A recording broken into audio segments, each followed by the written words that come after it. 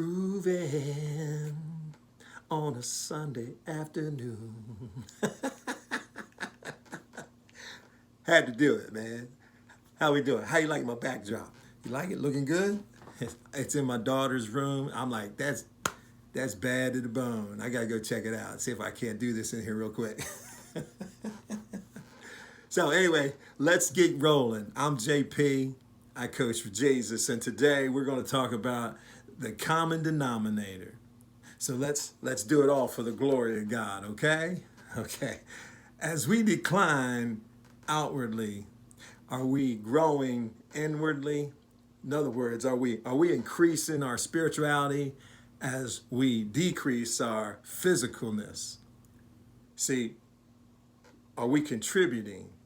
Are we contributing one way or another? Eleanor Roosevelt once said that when you cease to make a contribution, you begin to die. And that's probably true. At least I think it is. So let's all make sure that we are making a contribution. And through that process, that process that we're making, that we all work diligently for that reward.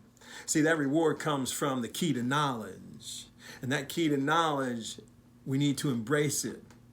We need to embrace it with some of the wellspring of wisdom, if you will.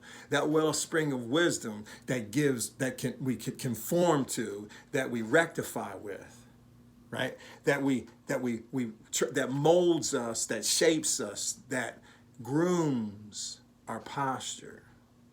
That grooms our posture so that we can master our tongues with control. So that we can strain our pride, if you will, and know what is priority. You see, what is priority is actually what we contribute to the common denominator. And that common denominator that I recall, I remember it in this algebra class I had to take, right? Oh my goodness. I don't know about you, but when I think about that time when that common denominator, meaning you had to know these formulas, you had to know these equations, you had to know all these word problems, and you had to take the class. It was priority, and you had to contribute. Contribute meaning the teacher said, make sure you show your work. Make sure you show your work when you show your answer. Man, it drove me crazy, man. I struggled all the time. I'm not going to tell a lie. You know, what's that saying? If you don't use it, you lose it. I lost it. That's 30-some years ago, man. I don't even remember. I can hardly say algebra or trigonometry or geometry, let alone try to spell it.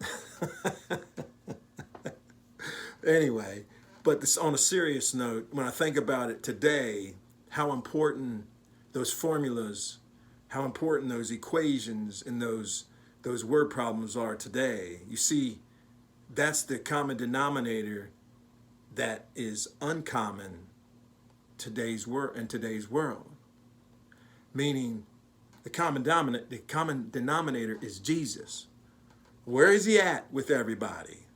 I know where he's at with me. I know maybe where he's at with you. But I'm talking about the darkness, right? The darkness. Where is it at in the darkness? Jesus is the master. He's the master to influence. Nobody could teach better than him. Didn't matter what the equation was, didn't matter what the formula was, didn't matter what the words were. He's going to take care of it. He can solve every problem.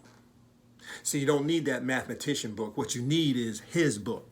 And his book is what we use and we don't lose. Okay? Amen? So no matter what, no matter how many times he would say, or how many times you think you might mess up, or how many times you might fail, you're going to pass with Jesus. He's got a note for you. All right? He's got clout for you. And he's going to pass you. I promise you. Because we all mess up. That's why we have grace. Now, Jesus takes, just so you know, Jesus takes nothing. He can take nothing and turn it into something. All right? Something, always, always. See, no matter, absolutely, no matter what, nobody, absolutely nobody is hung out too dry or is too far gone that Jesus can't teach, that Jesus can't put into a formula to contribute to his kingdom. Nobody. He can take care of everyone, including you. So please stop decaying internally and start living for eternity. Now, understand this. Jesus is the I am, and the I am is God.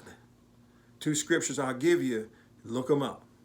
John chapter 8, verse 58. John chapter 10, verse 30.